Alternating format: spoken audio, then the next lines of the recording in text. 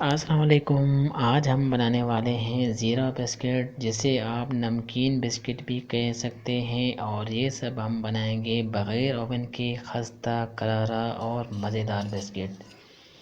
तो इन सब को बनाने के लिए सबसे पहले हमने 1.5 कप मैदा यानी 1.5 पाव मैदा लिया और उसमें 1 चम्मच बेकिंग पाउडर डालकर हमने छान कर इस बर्तन में डाल दिया। अब इसके बाद हमने इसमें पौना चम्मच नमक डाल दिया और पौना चम्मच या आप अपने हिसाब से आधा चम्मच ज़ीरे का भी डाल सकते हैं। और इन सब को हमने अच्छी तरह से मिक्स कर लेना है। मिक्स करने के बाद हमने इनको अलग से बर्तन में रख लेना है। अलग से बर्तन में रखने के बाद हमने एक और ख़ाली बर्तन लिया और ख़ाली बर्तन में हमने लिया है आधी प्याली ऑयल। आप ऑयल की जगह अगर घी इस्तेमाल कर रहे हैं तो आप घी भी इस्तेमाल कर सकते हैं। अब इस ऑयल में हमने डाला है 4 चम्मच चीनी के, आप एक और चम्मच बढ़ा भी सकते हैं। अब चीनी के बाद हमने एक अंडा लिया है। सिर्फ अंडे की जर्दी नहीं डालनी बल्कि पूरा अंडा जर्दी और सफ़ेदी समेत हमने इसमें यूज़ करना है।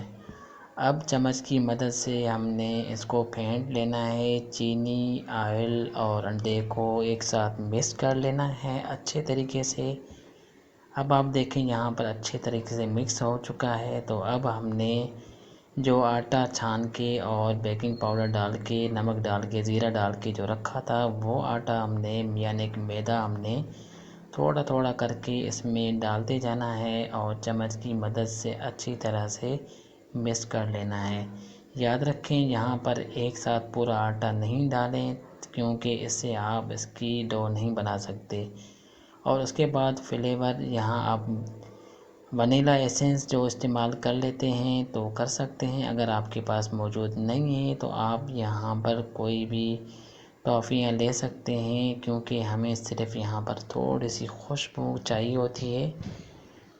और उसकी जगह पर आप कोई चॉकलेट, कोई खुशबू वाला वो भी इस्तेमाल कर सकते हैं। तो हमने यहाँ पर 5-6 टॉफ़ियाँ हैं, वो हमने इस्तेमाल कर ली हैं आम रस की। अब इसके बाद हमने बकाया मैदा जो भी था पूरा हमने डालकर हाथों की मदद से अच्छी तरह से गूँथ लेना है। याद रखें, इसको अच्छी तरह से गूँथने के लिए आपके पास 5-10 मिनट ज़रूर होने चाहिए, ताकि इसको आराम आराम से आप गूँथते जाएं। अगर आपको लगे ज़्यादा सूखा है तो आप थोड़ा सा और ऑयल भी इसमें ऐड करें, पानी ऐड आपने नहीं करना हरगिज़।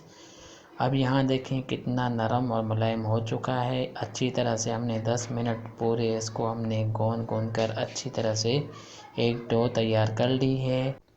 अब इस डो को हम 10 से 15 मिनट रख लेंगे और जब तक हमने एक खाली बर्तन लिया और उसमें नमक डाल दिया और हल्की आंच पर हीट पर रख दिया ढक्कन देकर।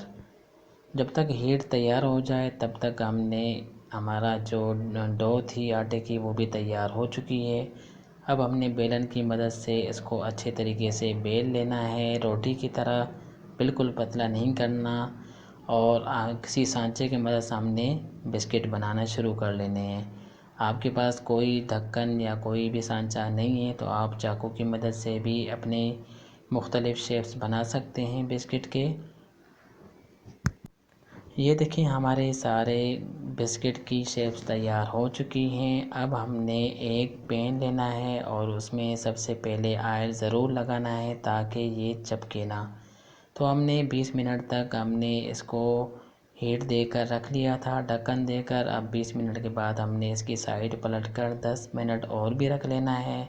और हमने चेक करते रहना है कि कहीं जल न जाए, क्योंकि ये ओवन नहीं है, आप बग़ैर ओवन के पकाने जा रहे हैं, तो इस बात का ख्याल लाजमी रखना है।